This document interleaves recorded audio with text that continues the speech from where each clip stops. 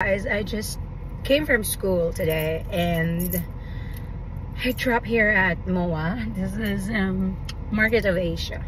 I usually buy here like if I like vegetables, dried fish, and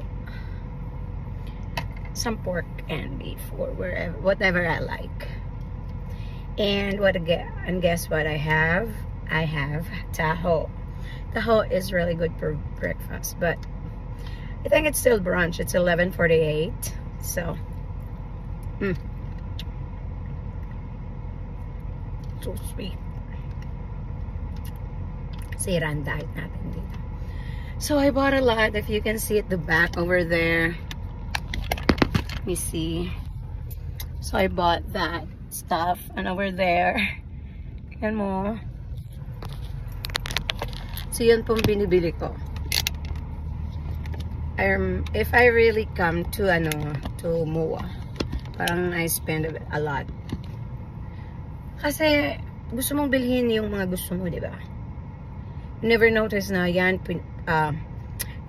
you pick up all the things that you like, and then at the end, when you're at the tailor, you will say like, oh my gosh, I spent a lot. But it's, well, you can leave other stuff if you don't like and if you think it's too much. But for me, I like those things that I picked up. So, kaya binili ko na lang lahat. So, fish mostly, tsaka yung binili ko, mga pork, tsaka chicken and beef. Tsaka, of course, yung dried fish, bulad. Tapos, yung mga vegetables, yung green leafy vegetables.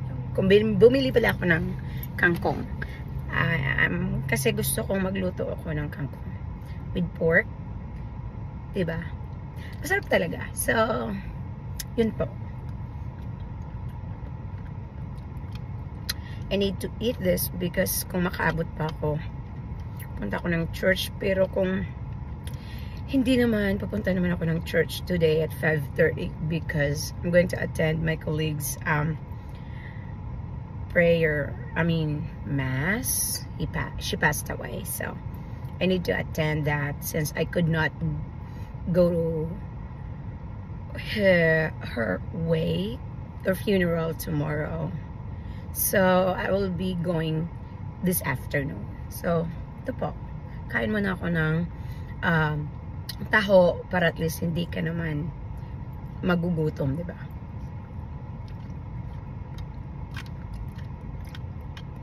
Ganito ba ang taho?